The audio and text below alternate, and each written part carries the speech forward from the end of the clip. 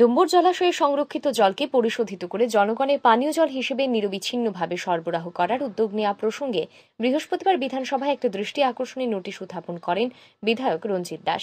এ বিষয়ে বলতে গিয়ে দপ্তরের দায়িত্বপ্রাপ্ত তথা মুখ্যমন্ত্রী প্রফেসর ডাক্তার মানিক সাহা জানান, ডুম্বুর জলাশয়ে সংরক্ষিত জলকে কেন্দ্র করে ধলাই জেলার ডুম্বুরনগর ব্লকের রানীরপুকুর ভিলেজ কাউন্সিলের অন্তর্গত সদানন্দ পাড়াতে একটি ও নাইক্কাছড়া ভিলেজ কাউন্সিলের অন্তর্গত প্রভুরাম পাড়ায় একটি উদ্ভাবনীমূলক প্রকল্প স্থাপন করা হয়েছে।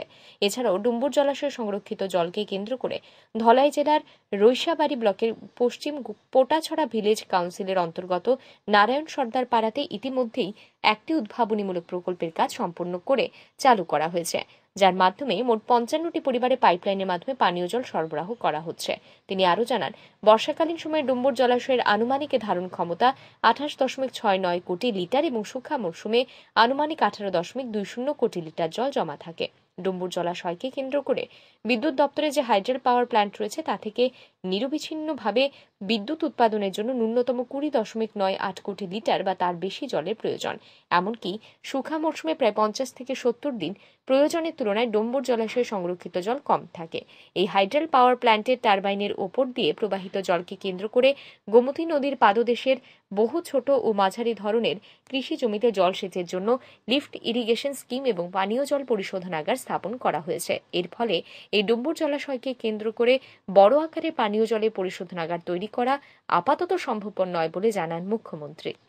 বর্ষাকালীন সময়ে ডুম্বুর জলাশয়ের আনুমানিক ধারণ ক্ষমতা 28.69 কোটি লিটার এবং শুষ্ক মৌসুমে আনুমানিক 18.20 কোটি লিটার জল জমা থাকে। ডুম্বুর জলাশয়কে কেন্দ্র করে বিদ্যুৎ দপ্তরের যে হাইড্রাল পাওয়ার প্ল্যান্ট আছে তা থেকেও নিরবিচ্ছিন্নভাবে বিদ্যুৎ উৎপাদনের জন্য মিনিমাম 20.98 কোটি লিটার বা তার বেশিও জলের প্রয়োজন। এমনকি শুষ্ক মৌসুমে প্রায় ৫০ থেকে ৭০ দিন প্রয়োজনের তুলনায় ডুম্বুর জলাশয়ে সংরক্ষিত জল কম থাকে। বর্তমানে হাইড্রাল পাওয়ার প্ল্যান্টের ২টি টারবাইন যান্ত্রিক গোলযোগের কারণে প্ল্যান্টের সমাধান থেকে নষ্ট হয়েছে, সেগুলোর মেরামতিও চলছে।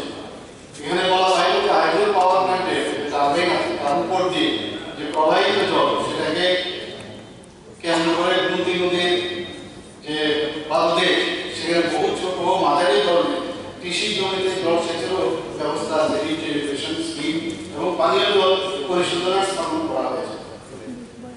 উক্ত কারণবশত এই ডুম্বুর জলাশয়কে কেন্দ্র করে বড় আকারে যদি আমরা পানীয় জলের পরিশোধনাগার তৈরি করি সেটা আপাতত সম্ভব।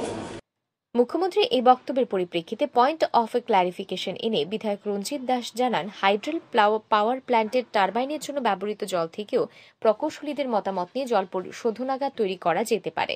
বিধায়কের এই বক্তব্যের পরিপ্রেক্ষিতে মুখ্যমন্ত্রী জানান, বিষয়টি নিয়ে তিনি দপ্তরের ইঞ্জিনিয়ার ও আধিকারিকদের সাথে কথা বলে ব্যবস্থা গ্রহণ করা যায় কিনা তা দেখবেন।